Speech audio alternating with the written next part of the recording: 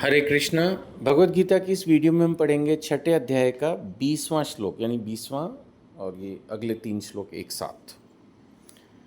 इसमें भगवान बता रहे हैं कि सिद्धि की अवस्था में जिसे समाधि कहते हैं। एक तो पहले ये आपको क्लियर रहे कि यहाँ इस अध्याय में समाधि जिस सेंस में कही जा रही है वो हो सकता है डिफरेंट हो, लेकिन हम जिसे समाधि कहते आए हैं, समझते आए हैं, वो अवस्था है जिसमें व्यक्ति पूरी तरह से अपने आप को भक्ति के मार्ग पर चलाता है। प्रभुपाद जी कहते भी थे, a devotee is a devotee for 24 hours. पहले भी मैंने ये बात बताई है। यानी कि ऐसा नहीं कि वो दुनिया को दिखाने के लिए तो बहुत अच्छा भक्त है, बड़े बड़े तिलक उसने लगाए हुए हैं, कपड़े वैसे पहने हुए हैं भक्तों जैसे, हाथ में माला लिए फिर रहे हैं, और फिर घर आके चलो भैया अब तो कोई देख नहीं रहा, अपने आराम से घर के अंदर हैं और जो मर्जी खाया जो मर्जी किया। नहीं नहीं नहीं नहीं, ऐसे नहीं होएगा। ये समाधि की स्थिति नहीं है, बिल्कुल भी नहीं है। समाधि की स्थिति है जो 24 घंटे भक्ति में ही है। ऑफिस जा रहा है तो भी उसको पता है कि मैं सेवा के लिए आ रहा हूँ, मुझे धन कमाना है, अपना परिवार चलाना है, ये मेरा कर्तव्य है, और उसमें से यथासंभव पैसा वो प्रचार में खर्चता है, दान में खर्चता है, सेवा में खर्चता है, जितना हो पाता है। तो ये सेवा ही है, भक्ति ही है। बिजनेस कर रहा है, बिजनेस में थोड़ा बहुत प्रैक्टिकली हल्का फुल्का कोई झूठ भी बोलना पड़ता है तो भी वो भक्ति है। बस इतना झूठ, ये नहीं कि आप आउटडेटेड माल ये कह के बेच दोगे अरे बिल्कुल फ्रेश है, नहीं, ये धोखा है। लेकिन कई बार ये मैंने देखा है कि दुकानदार बोलते हैं कोई चीज़ 500 रुपये की, आप उनको बोलो कि दे दो तो बोलता है अरे इतने की तो हमारी खरीद भी नहीं है। तो ये छोटा मोटा चलता है। अगर उसकी खरीद 500 से कम की भी है तो अब सामान बेचने के लिए थोड़ी तो टैक्टिक्स लगानी पड़ेगी। लेकिन एक जो भक्त होता है वो ग्रॉस झूठ नहीं बोलता। और खासकर प्रभुपाद जी ने कहा ठीक है, बिजनेस आप कोई भी करो, जॉब आप कोई भी करो, लेकिन अपने आप को आप कभी भी शराब से रिलेटेड बिजनेस में, नॉनवेज से रिलेटेड बिजनेस में, है ना, और स्त्री से रिलेटेड जो आप समझते हो व्यवसाय हैं, इनमें से किसी में भी आपको एंगेज नहीं होना है। जुआबाजी में ये सब तो नहीं करना है। आप एक ऑर्डिनरी कोई भी बिजनेस कर सकते हो, रेस्टोरेंट खोल सकते हो, कपड़े का व्यापार कर सकते हो, कुछ भी, एनीथिंग। लेकिन ये ग्रॉस जो चीज़ें मना हैं, जो एक तरह से घोर पाप हैं, उनमें आप हो सके तो बिल्कुल भी लिप्त ना हों। अब सपोज़ आप कोई मेरा वीडियो सुन रहे हो, कह रहे मैं तो सर जी जो है वाइन शॉप पर जॉब करता हूँ, बताओ मैं क्या करूँ, तो क्या मैं पाप कर रहा हूँ? नहीं, आप पाप नहीं कर रहे हैं, आप करते रहिए उस जॉब को, लेकिन आप अपनी दूसरी जॉब ढूंढना शुरू कर दीजिए। आप बोलो मैं तो बिज़नेस ही करता हूँ, जॉब वाला तो छोड़ के भाग जाएगा, मैं क्या करूँ? सर देखो, अगर आप चाहते हो कि पाप से बचो, या तो आप कहते हो जी मेरे लिए तो भाई मैं नहीं कर सकता, तो वो आपकी इच्छा है, होने को क्या नहीं हो सकता। आज नहीं, 6 महीने में, 1 साल में, 2 साल में कभी तो बिज़नेस बदला ही जा सकता होगा। तो आपको भी ये बिज़नेस बेच कर दूसरा बिज़नेस करना चाहिए। ये 4 व्यवसाय मैंने आपको बता दिए जो बिल्कुल स्ट्रिक्टली प्रोहिबिटेड हैं, ये नहीं हम कर सकते हैं। तो कहने का मतलब ये है कि अगर हम ये सब चीज़ें सिस्टमैटिक अपना जीवन जी रहे हैं, रोज़ 16 माला का जप कर रहे हैं, एकादशी व्रत कर रहे हैं, धाम यात्राएं कर रहे हैं, वैष्णव गुरु से दीक्षा ले ली है या लेने का प्रयास है, शास्त्र अध्ययन कर रहे हैं, हमेशा बताई हैं मैंने चीज़ें, तो हम समाधि में ही स्थिर हैं।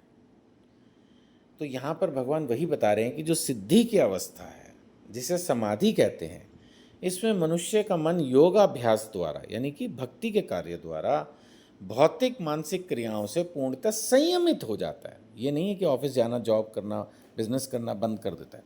संयमित, संयम नहीं होता लोगों में। जरा सा कुछ प्रलोभन उनको मिला और फट गिर जाते हैं। वो संयमित रहता है, मजबूत रहता है।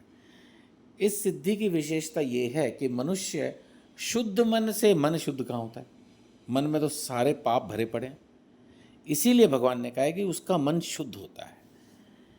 इस सिद्धि की विशेषता यह है कि शुद्ध मन से अपने को देख सकता है। अपने को देख सकता है माने ये समझ पाता है कि मैं एक आत्मा हूँ, मैं भगवान का अंश हूँ, और अपने आप में आनंद उठा सकता है। एक्चुअली ये अपने आप में आनंद उठाना बड़ा मुश्किल है कि हरि नाम में ही जो है खुशी मिल रही है। आमतौर पे हम आनंद उठाने के चक्कर में ही तो ये दारू पीना, नॉनवेज खाना, ड्रिंक और अपना ये जुआ खेलना और इधर उधर स्पा सेंटर्स जाना, ये सब कहाँ से आया? ये ग्रॉस एरर क्यों करने लगे हैं लोग? आनंद की खोज में। उनको खुद के अंदर कोई आनंद मिलता ही नहीं है, घर के अंदर आनंद मिलता ही नहीं है, तो वो उसको खोजने के लिए ये सब उल्टे सीधे काम करते हैं।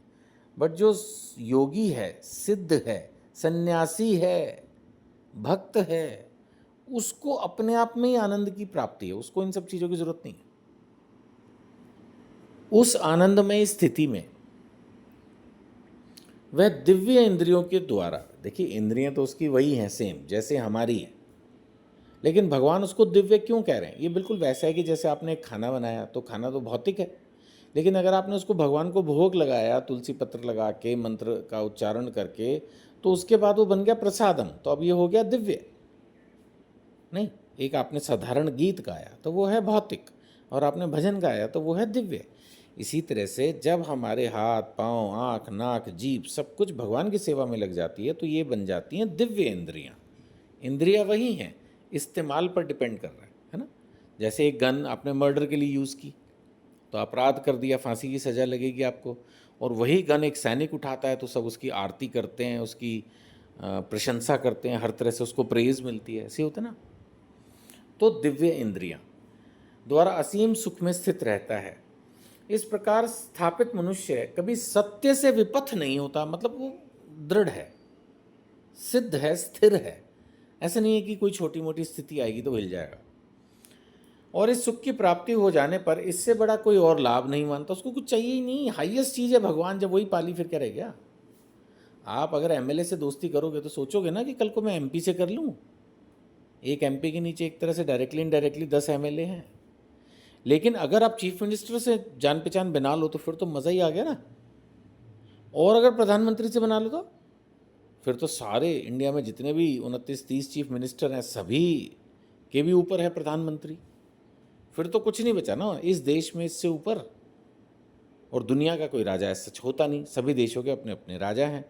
तो अगर आपकी प्रधानमंत्री से जान पहचान होगी तो बस उसके बाद तो फिर जरूरत नहीं ना देखा जाए। इसी तरह से जो कोई भगवान में स्थित हो जाता है, भगवान से बड़ा तो कोई है नहीं, तो फिर उसको कुछ और चाहिए नहीं। इससे बड़ा कोई दूसरा लाभ है ही नहीं। हरि नाम से ऊपर क्या होगा? ऐसी स्थिति को पाकर मनुष्य बड़ी से बड़ी कठिनाई में भी विचलित नहीं होता। प्रॉब्लम वही है, हम विचलित हो जाते हैं। कितने लोग मेरे को व्हाट्सएप पर संपर्क करते हैं और बोलते हैं कि डिप्रेशन है, प्रॉब्लम है। ये वो क्यों है? क्योंकि अभी हमने ये जो विधि है इसको फॉलो नहीं किया, इसलिए हम ऐसा महसूस कर रहे हैं। जब इस भक्ति की विधि को हम फॉलो करेंगे, भक्तों का संग करेंगे, हमें ये सब कठिनाइयाँ नहीं महसूस होंगी। कठिनाई होगी, महसूस नहीं होगी। प्रभुपाद जी भी एग्जाम्पल लिया करते थे कि जैसे आप बहुत शानदार महंगी गाड़ी में जा रहे हो, तो ऐसा नहीं कि सड़क पे गड्ढे नहीं होंगे, गड्ढे होंगे, आपको महसूस नहीं होंगे। या मैं अपनी तरफ से एक सिंपल एग्जांपल ऐड कर सकता हूँ, हो सकता है ये भी प्रभुपाद जी ने दिया हो, कि बाहर कितनी भी गर्मी हो, लेकिन अगर आप अंदर कमरे में फर्स्ट क्लास एसी चला के बैठे, तो ये नहीं कि गर्मी नहीं है, गर्मी का एहसास आपको नहीं होगा। इसी तरह से भक्त के जीवन में ऐसा नहीं कि कठिनाई नहीं आती, उसको कठिनाई का एहसास नहीं होता। क्यों? उसके अंदर सहनशीलता आ जाती है ना? इम्यूनिटी पावर उसकी स्ट्रांग हो जाती है। वह निसंदेह भौतिक संसर्ग से उत्पन्न होने वाले समस्त दुखों से वास्तविक मुक्ति है। हाँ, उसको कोई दुख होता ही नहीं। हमारे को दुख किस बात का होता है? हमारे को दुख इस बात का होता है उसने हमारी इज्जत नहीं की, उसने हमारी बेइज्जती कर दी, सबसे बड़ा तो यही है। दूसरा दुख हमें ये होता है कि वो प्रोग्रेस क्यों कर रहा है। दूसरे के सुख को देखकर हम दुखी हो जाते हैं। जब भक्त होता है तो उसको इसमें कोई फ़र्क नहीं पड़ता, रादर वो दूसरे के सुख से भी सुखी होता है। वो दूसरे को हंसते देखकर, घूमते देखकर, खा के देखकर, प्रोग्रेस करते देखकर खुश होता है। ये भक्त का लक्षण है। भौतिक आदमी में यही प्रॉब्लम है। समझ रहे हैं ना? तो ये फ़र्क हमारे जीवन में आ जाएगा अगर आप भक्ति करते हैं। और यही फ़र्क दूसरों के जीवन में लाने के लिए please please please Bhagavad Gita की वीडियोस को फॉरवर्ड करें, भगवत गीता खरीद के लोगों को गिफ्ट करें, खुद अपने जीवन में ऐसा आचरण करें कि लोग आपसे प्रभावित हो और पूछे भैया क्या है ये।